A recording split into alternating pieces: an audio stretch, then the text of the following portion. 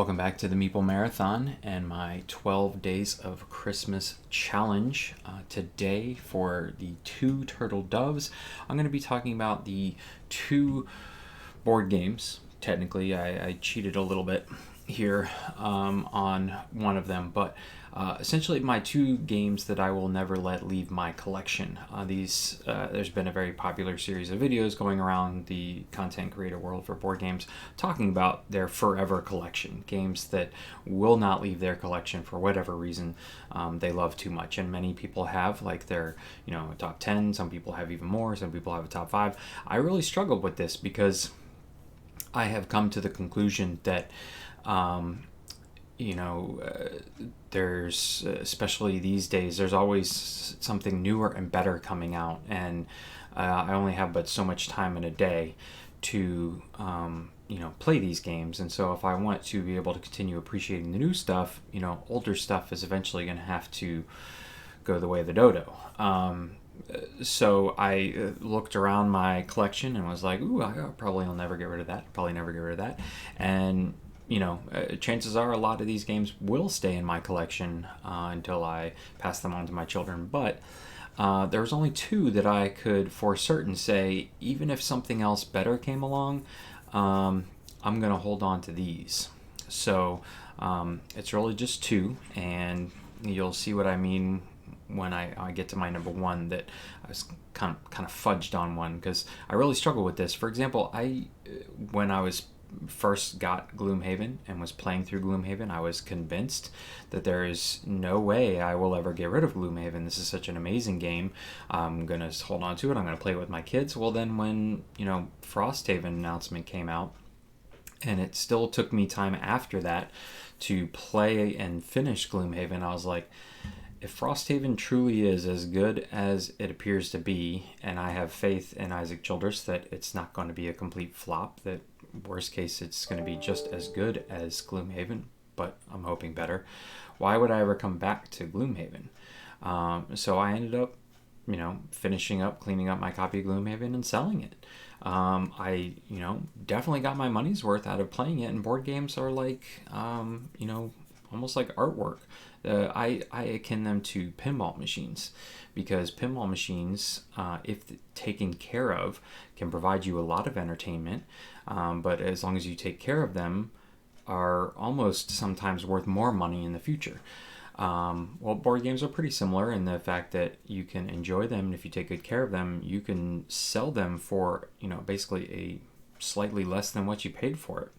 And so if you consider what I paid for Gloomhaven and what somebody paid me for my copy, I definitely got my money's worth out of that one. So it's really hard for me when I have that mindset towards things of there's always going to be something better, to narrow this list down. So I only have two. And so let's go ahead and get started here. My number two is my Star Wars Imperial Assault collection.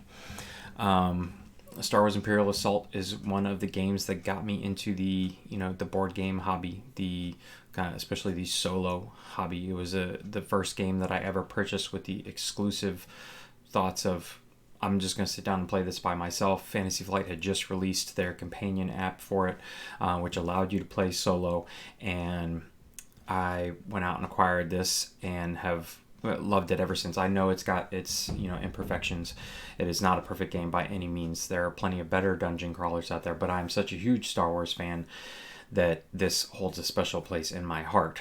This was also the first, not only have I acquired most of the content for it,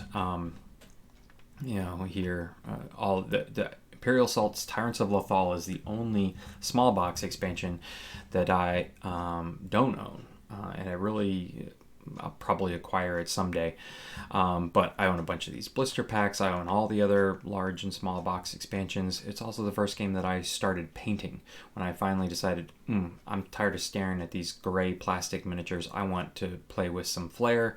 I'm going to get into the painting hobby. Stormtroopers were the very first thing I ever attempted to paint. I went through Sarastro's painting guide. He has excellent painting guide for this game in particular because he's covered good chunk of the content. So I painted up all of my content. I've acquired a lot of content, and it's a theme that I really appreciate. So this is one that even if they came out with a Star Wars Imperial Assault 2.0 and improved the system and came out with all new miniatures, I would probably still hold on to this one just because it holds such a special place in my heart. So that's my number 2, Star Wars Imperial Assault. And my number 1, like I said, I fudged on a little bit, but that is my Red Ravens game collection. I don't know what it is. Maybe it's because Ryan Lockett and I share a first name, but his games have just always resonated with me, from the very first Kickstarter board game I ever backed, which was Above and Below, to Sleeping Gods, which has just blown me out of the water, and everything in between. I love his artwork. I love the narrative aspect of his games. They're all starting to become cooperative and soloable now, and really, I just consider this like a collection of fine bourbon or something like that. Like something that you're just going to acquire, and even if I don't really play them much, I just don't see any reason why I would want to get rid of this set of my games. So technically, yes, this is more than one game. I could make a top 5 list, maybe even a top 10 list with these games here, but like Islebound in and of itself, if it was produced by someone else, I probably wouldn't have held on to it. But because it is a Ryan Lockett game, because it's a Red Raven game, and I get super excited every time new Red Raven content comes out. When Now and Never I finally get the notice that it's going to be delivered soon, I'll probably go back and play through all of these games again. I still want to play through Sleeping Gods, an entire campaign of that again. Above and Below, Islebound are really easy to just down and play one-offs of. Near and Far, I can play the little mini character campaigns.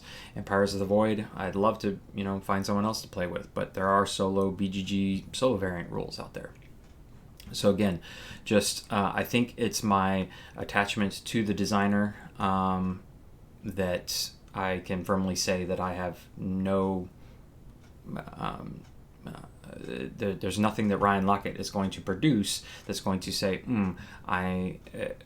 this replaces Near and Far, or this replaces Sleeping Gods. I'm just going to add it to my Red Raven game collection. So those are my just 2 forever games per se, one collection and one actual game, but it's a collection in and of itself. So my 2 collections, my 2 forever collections, Star Wars Imperial Assault and Red Raven games. I just have one more video for you for my 12 games of Christmas challenge. That one will be coming out tomorrow on Christmas Day, so look forward to that one. If you've been enjoying these videos, please consider giving them a thumbs up, and if you'd like to see more content like this in the future, please consider subscribing to the channel. Once again, thanks for watching. Have a great day.